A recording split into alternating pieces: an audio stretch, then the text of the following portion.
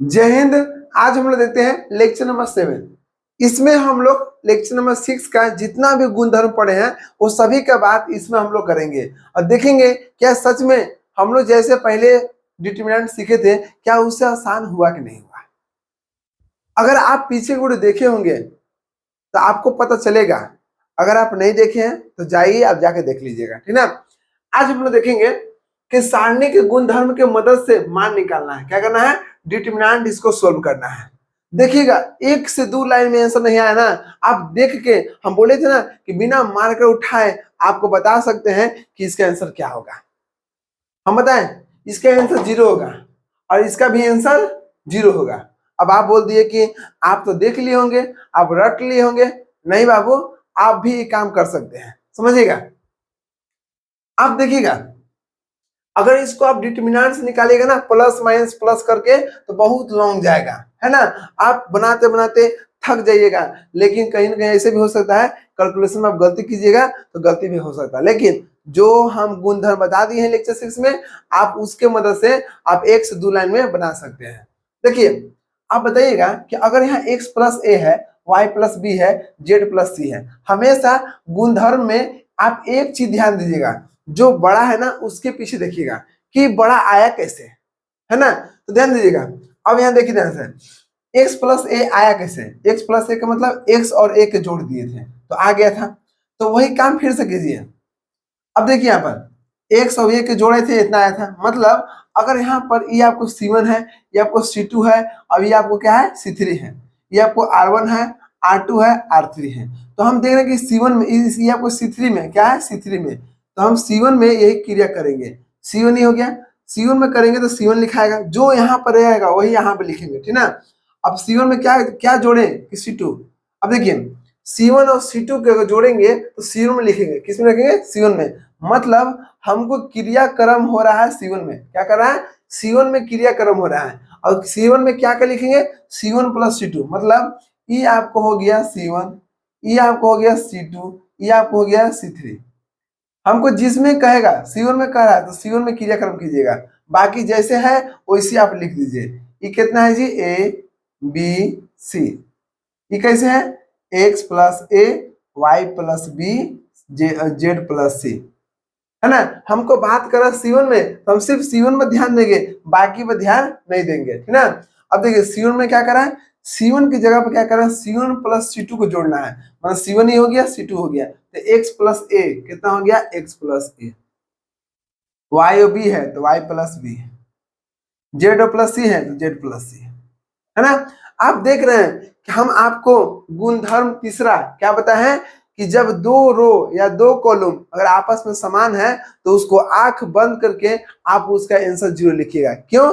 क्योंकि आप देख रहे हैं बाबू कि इसका इसका देखिए, इसका जो C1 है C1, इसका C1 और इसका हो गया आपको C3, ये दोनों आपस में समान है। यहाँ भी x प्लस ए है, यहाँ भी x प्लस ए है, यहाँ भी y प्लस बी है, यहाँ भी y प्लस बी है, यहाँ भी z प्लस सी है, यहाँ भी z प्लस सी है। जब C1 और C3 अगर आपस में बराबर है तो हम इसको लिख सकते हैं कि इसका डिटरमिनेंट हमको कितना आएगा? 0 आएगा। कितना आएगा? 0। ये हो गया आपको आंसर, ठीक ना। आपको यहाँ पर डायरेक्ट नहीं दिया था तो हम देखे कि x प्लस ए कैसे आया है, तो C1 प्लस C2 को जोड़े, तो C1 प्लस C2 को जोड़ दिए तो देखें कि दोनों आपस में बराबर हो गया। इसलिए C1 और जब C3 आपस में बराबर है तो हम कह सकते हैं कि इस डिटरमिनेंट का आंसर कितना हो गया? 0 हो गया। बोलिए आसान होगा कि नहीं? हो सुनवा। अभी इतना बड़का है, अगर इसको आप निकालिएगा ना तो बेहोश हो जाइएगा, ठीक ना। लेकिन इसको हम बिना मार के उठाए हम बता सकते हैं कि इसका आंसर कितना होगा। देखिए, इसका दो रो है ना, देखिए यहाँ पर दो कॉलम, एक कॉलम C1 हो गया, अब एक कॉलम लास्ट में देखिए C1 C2 C3 C4 C5 C6 दोनों आपस में बराबर है। जब आपस में बराबर है तो हम बोल सकते हैं कि इस डिटरमिनेंट का हमको आंसर कितना आ गया? 0 आ गया। ई बराबर नहीं होगा तो ई बराबर हो गया BC, है ना। BC है तो ये इससे भी हो सकता है। ई भी बराबर है तो इसमें सब बराबर है। तो हमको दुनिया से मतलब नहीं है, हमको बस दो खोजना है। अगर दो आपको मिल गया, दो से ज्यादा भी हो सकता है, दो से कम भी हो सकता है, लेकिन हमको सिर्फ दो मिलेगा। दो तो हम देख रहे हैं कि दो को आपस में बराबर है तो हमको बाकी के छू छा करना भी नहीं है, बाकी को छोड़ दीजिए, ठीक है। तो जब दो को हमको आपस मिल गया हम देखेंगे कि चलो भाई इसका आंसर कितना आ गया, 0 आ गया। तो इतना आसान से आप बना सकते हैं। इसलिए डिटर्मिनेंट के गुण पढ़ना बहुत जरूरी है। बात समझ रहे ना? अगर गुण हम नहीं जानते तो प्लस माइनस प्लस करके सोल्व करते करते पूरा बोर्ड भर देंगे, लेकिन फिर भी ये नहीं बनेगा। और आपको 5 नंबर के क्वेश्चन पूछता है, याद रखिएगा, गुण धर्म के मदद से 5 नंबर क्वेश्चन पूछता है। बस आप गुण धर्म को पढ़ लीजिएगा ना, तो उसके बाद आपको दिक्कत नहीं होगा। चलिए कुछ और एग्जाम्पल देखते हैं। अब देखिए, अभी दोनों ऐसा है ना कि आप निकालिएगा लॉन्ग से तो बहुत लंबा जाएगा, ठीक है ना, लेकिन इसको हम उपयोग करेंगे सारणी का गुणधर्म से। ऐसा क्या करें हम, सोचिए, ऐसा क्या करें कि इसको छोटा करना। हम क्या बोले कि जो बड़ा का है उस पर ध्यान दीजिएगा, ये तो छोटा है, ये भी छोटा है, ये बड़ा है। तो ऐसा क्या करें बताइए, बता दीजिए। 2 कैसे आएगा? बड़ा बड़ा के देखिए, बड़ा आया कैसे? तो अगर आपको इसको देखिएगा तो हमको बड़का क्रियाक्रम करना है। तो बड़का क्या करना है जी? बड़का कहाँ पर है? तो बड़का हो गया C3 में, C1 C2 C3। तो C3 में है। अगर यहाँ C3 तो यहाँ भी C3 लिखेंगे। अगर यहाँ C1 तो यहाँ पे C1, यहाँ C2 तो यहाँ C2। मतलब शुरू में जो रहेगा वही शुरू में रहेगा। तो C3 क्या है? C3 यहाँ पे देख रहे हैं, तो C3 में क्रिया करेंगे तो C3 लिखा आएगा माइनस। ऐसा क्या करें कि कुछ कॉमन आ जाए? 9, अगर 9 से गुना करेंगे किसमें? C2 में, तो देखिए तो कुछ होगा कि नहीं होगा? हाँ, C3 कितना है? C3 65 है, ठीक। 9 से गुना करना है किसमें? C2 में। C2 कहाँ पर है? 7 है। अच्छा रुकिए, पहले C3 में क्रिया करना है, बाकी को लिख लीजिए। C3 में क्रिया करना है ना, रुक जाइए। C3 है तो C1 C2 लिख लीजिए। C1 कितना है? 2 3 5 7 8 9 लिख दिए। अब हमको C3 में क्रिया करना है। C3 कहाँ यहाँ पर है? C3 की जगह पर क्या करना है? C3 माइनस 9 C2, मतलब C3 कितना? 65। फिर C3 कितना है? 75 माइनस 9 गुने 8। C3 कितना है? 86 माइनस 9 गुने C2। C2 कितना है? 9। अब इसको सोल्व कीजिएगा। 65 9 सते 63, या आपको रफ में करना है। तो 65 63 गया तो 2 बचेगा। 75 9 72, तो 75 में 72 गया तो 3 बचेगा। 86 9 9 81, तो ये 6 में से गया तो 5 बचेगा। मतलब 2 3 5 आया। क्या आया? 2 3 5 आया। तो आप देख रहे हैं बाबू कि यहाँ पर C1 और C3 आपस में बराबर आ गया। जब आपस में C1 और C3 बराबर आ गया तो हम आंख मूंद के कह सकते हैं कि यहाँ पर इसका डिटर्मिनेंट 0 होगा। क्या हो गया? 0 होगा। इसको बढ़िया से लिख देना है कि आपस में दोनों बराबर हैं, इसलिए हम इसका डिटर्मिनेंट का वैल्यू 0 लिखेंगे। गुणधर्म थर्ड से, अगर आप गुणधर्म लिखना चाहते हैं तो लिख दीजिएगा गुणधर्म तीसरा से, तीसरा से, ठीक ना। नहीं भी लिखिएगा चलेगा, ठीक ना। चलिए अब इसको सोल्व करते हैं। ये तो आपको बहुत बड़का दिखाई दे रहा है भाई, कैसे बनेगा जी? बहुत सा बच्चा देख के भाग जाता है, तो देख के भागिएगा नहीं। अगर आप हिम्मत हार गए तो क्या कर सकते हैं, मैथ तो ही सिखाता है। मैथ जो समझ गए ना वो अपने लाइफ में एक एक कष्ट को, एक एक दुख को खत्म कर सकता है। बात समझिए, कितना भी उसके लाइफ में स्ट्रगल क्यों नहीं आ जाए, वो कभी भाग नहीं सकता है। अगर भागता तो मैथ उसके लिए अच्छा हो भी नहीं करता, है ना। कोई कोई बोलता है कि मैथ सही रहेगा तो सब सही रहेगा। देखिए, मैथ अगर सही है ना तो कोई से भी टक्कर ले सकता है, उसके अंदर इतना पावर तो आ ही जाएगा। अब मान लीजिए कि कोई और सब्जेक्ट पढ़िएगा तभी ना बुझाएगा जी, लेकिन मैथ पढ़ने के बाद इतना तो अकिल हो जाएगा कि हमको और सब्जेक्ट पढ़ना है, और उस पढ़िएगा तो जल्दी समझ में आएगा, क्योंकि कहीं ना कहीं मैथ आपको मेमोरी को खोल दिया है, ठीक ना। एक एक जितना चीटी लगल था ना सब छोड़ा दिया है, यही चीज काम करता है, ठीक ना। अब देखिए, अब इसमें क्या करेंगे, अब तो आपको देखने में बुखार धरा होगा, छोड़िए जैसे उसे छापिए, अब हमसे भी नहीं बनेगा। अब क्या करें जी, देखते हैं। ए से गुना कीजिए तो ए बी, ए से गुना कीजिए तो ए सी, बी से गुना कीजिए बी सी, बी से गुना करें तो ए बी, सी से गुना किए तो ए सी से गुना किए बी में तो बी सी, सजा के लिख दिए, ठीक। अब क्या करना है कि तीनों को जोड़िए इसमें, तीनों को जोड़िए तो C1 में क्रिया करेंगे C1 plus C2 plus C3। बोलिए करे, ठीक है। C1 में मत कीजिए, C2 में कीजिएगा, रुकिए C2 में। अगर C2 लिखेंगे तो यहाँ पर C2 आएगा और यहाँ पर C1 आएगा, ठीक ना। जो शुरू में है वही शुरू में रहेगा। तो C2 में क्रिया करेंगे तो C1 तो जैसे वैसे लिखेंगे, एक एक एक। C2 में क्रिया करना है, C2 में क्या करना है, C2 में कह रहा है कि C2 में हमको C2 को C1 को C3 सबको जोड़ना है। जब सबको जोड़िएगा तो 1 plus BC plus AB plus AC। अब इसमें जोड़िएगा 1 plus CA plus BC plus AB, 1 plus AB plus AC plus BC। बाकी जैसे है उसे लिख दीजिए, AB AC BC plus AB, है ना, यहाँ पर है ना, अच्छे से इसके सामने AB plus AC BC plus AB AC plus BC, हो गया ना, ठीक।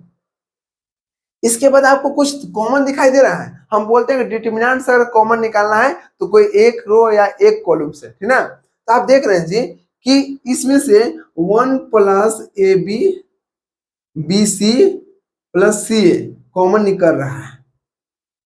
कॉमन किस में निकल रहा है, C2 में से, तो C1 जैसे है वैसे छोड़ दीजिए। अब देखिए 1 प्लस AB BC AC तीनों में से एक कॉमन निकाल लिए तो क्या बच गया, एक। यहाँ पे देखिए 1 प्लस AB BC CA, है ना, तो यहाँ से निकाल लिए एक बचा। यहाँ देखिए 1 प्लस AB AC BC निकाल लिए तो एक बचा। बाकी जैसे है वैसे लिख दीजिए, AB plus AC BC plus AB AC plus BC, है ना। तो आप देख रहे हैं बाबू कि यहाँ पर देखिए, तो यहाँ दिखाई दे रहा है ना, हाँ दिखाई तो दे रहा है, ठीक है। यहाँ पर आप देख रहे हैं कि यहाँ पर आपको C1 और C2 आपस में बराबर हो गया, है ना। जब बराबर आ गया तो आंख मूंद के क्या करना है कि यहाँ पर 1 प्लस, देखिए यहाँ पे लिखते हैं, यहाँ पर इसके बाद यहाँ पर क्या था, 1 plus AB BC plus CA, ठीक है। और जब आपस में इसमें C1 और C2 आपस में बराबर हो गया तो गुणधर्म तीसरा क्या कहता है कि जब आपस में बराबर होगा तो इस डिटरमिनेंट के मान कितना हो जाएगा, 0। क्या हो गया, 0। और 0 से कोई चीज में गुना करेंगे तो 0 हो गया आंसर। क्या हो गया, आंसर। तो इसी प्रकार से आपको सोल्व करना है, बहुत आसान था, बस आपको थोड़ा सा गुणधर्म के मदद से बनाना था और कुछ नहीं था। चलिए एक और एग्जाम्पल लेते हैं, यहाँ तो छापी है।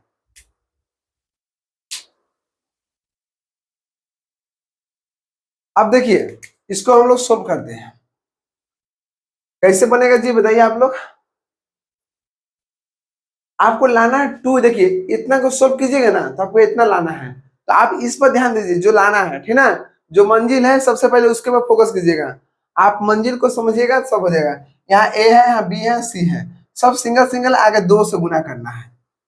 तो आपको हम गुणधर्म एक 5 बोले थे कि अगर आपको जोड़ रहेगा तो आप इसको अलग अलग कर सकते हैं। मतलब यहाँ पर क्या B है तो B लिख दीजिए, शुरू में C है C लिख दीजिए, फिर A है तो A लिख दीजिए। यहाँ कितना बच गया, शुरू में Q, शुरू में कितना बच गया R, शुरू में कितना हो गया P, शुरू में कितना हो गया Y, शुरू में हो गया Z, शुरू में हो गया X, लिख दिया। प्लस है ना सब में, प्लस कर दीजिए। अब शुरू में लिखा गया सब में, अब बाद में लिखिए C A B R P Q Z X Y। बोलिए, ये बताए थे ना कि जब भी आपको आपस में जुड़ेगा तो इसको आप अलग अलग कर सकते हैं। B C था तो B प्लस C, है ना, इस प्रकार से आप कर सकते हैं। अब ध्यान दीजिएगा अभी कैसे बनेगा, हमको तो लाना उतना है। तो अगर मान लीजिए कि हमको ऊपर चाहिए A B X चाहिए, क्या चाहिए, A B X, ठीक। और इसको चाहिए यहाँ पर, इसको चाहिए यहाँ पर, B कहाँ चाहिए, B नीचे। मतलब आप समझिए ध्यान से, हमको इसको चाहिए ऊपर, सबसे ऊपर चाहिए, इसको आराम से चेंज कीजिएगा। देखिए पहले क्या बोले हम कि R1, ध्यान दीजिएगा, यहाँ R1 है, R2 है, R3 है, तो R3 को हम लाएंगे किसके पास, R1 के पास। R1 के, ठीक है। और R1 को R3 के पास लाएंगे। और आपको गुणधर्म में बताए थे कि अगर 2 रो या 2 कॉलम को हम चेंज करेंगे तो उसके पास माइनस आ जाता है, ठीक है। एक बार करेंगे तो अगर 2 रो को आपस में बदलेंगे, है ना, या 2 कॉलम को आपस में बदलेंगे तो हमेशा ये ऋणात्मक का चिन्ह आता है, ठीक है। लेकिन यही क्रिया अगर 2 बार करेंगे तो माइनस माइनस का आएगा, प्लस आएगा, ठीक है। अब देखिएगा यही तरीका दोनों में करेंगे, क्योंकि बी क्यू यहाँ पर इसके लिए अलग है, इसके लिए अलग है। तो जब इसके लिए हम करेंगे तो ध्यान दीजिएगा, अब एक ही हो गया क्लियर, ठीक।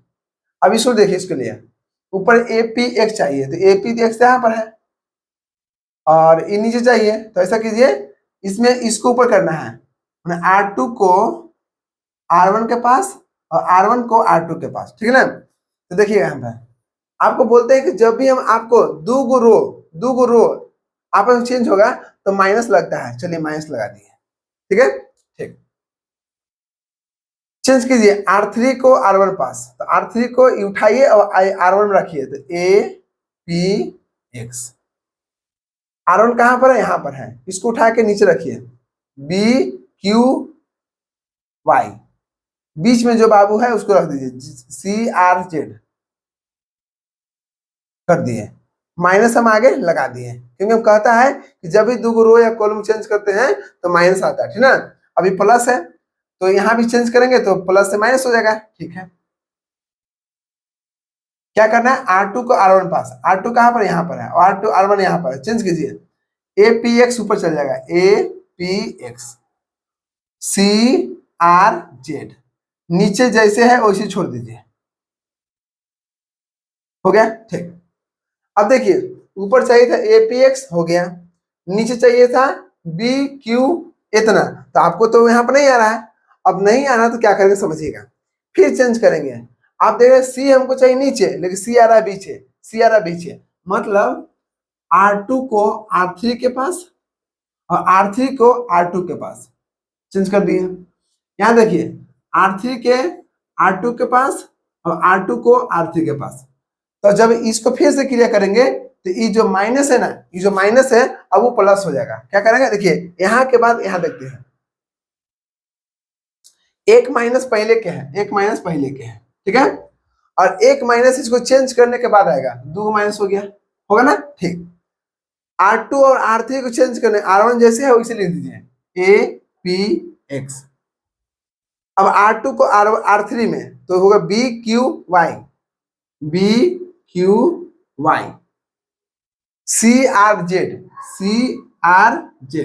हो गया, माइनस है तो माइनस हो गया, एक माइनस एक और आ जाएगा, क्यों आएगा, क्योंकि कहीं ना कहीं आप देख रहे हैं बाबू कि इन दोनों को यहाँ पर चेंज कर रहे हैं, तो R3 R2 जो शुरू में है उसको रख दीजिएगा।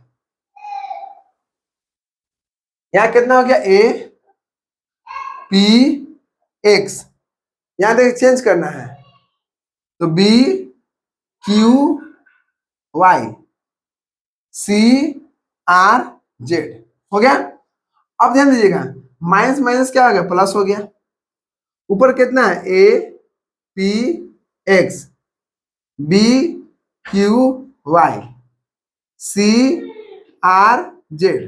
अब यहाँ पे देख रहे माइनस माइनस क्या हो गया, प्लस हो गया, APX BQY CRZ। तो आपस में देख रहे हैं कि ये आपको एगो हो गया, ये आपको एगो हो गया, क्या हो गया, दो गो, ठीक ना। तो आप लिख सकते हैं 2 और जो यहाँ पर है वही यहाँ पर रखेंगे, क्योंकि एक यहाँ पर एक यहाँ पर दोनों जोड़ में है, तो जोड़ में क्या होता है, जुड़ता है, ठीक ना। तो एक अब एक कितना हो गया यहाँ पर, देखिए ध्यान से, तो यहाँ पर देख रहे हैं कि एक ई वाला हो गया, एक सेम टू सेम यहाँ भी है, तो एक अब एक कितना हो गया, 2 हो गया, तो 2 यहाँ पे लिख देंगे, 2 लिख दिए और एक से x हो गया, फिर क्या करेंगे, b हो गया, q हो गया, y हो गया, c हो गया, r हो गया, z हो गया। आप जानते ना कि अगर मान लीजिए कि यहाँ पर e मान लिया, पूरा का मान लिया हम क्या है x मान लिए, ये पूरा का मान लिया x, तो x से x क्या होता है, 2b होता है ना, 2x, अरे x x 2x होता है, ठीक है, तो 2 को 2 लिख दिए और x में जितना था उतना यहाँ लिखा गया, तो इस तरह से हम इसको प्रूव कर दिए। ये आपको हो गया RHS, क्या हो गया, RHS प्रूव हो गया, क्या हो गया, प्रूव हो गया। तो तो उम्मीद है कि यहाँ तक आपको दिक्कत नहीं होगा। अब नेक्स्ट वीडियो में आपको हम चलेंगे लेक्चर नंबर 8 में, ठीक ना। तो उम्मीद है कि यहाँ तक आपको दिक्कत नहीं होगा। चलिए मिलते हैं नेक्स्ट वीडियो में। जय हिंद।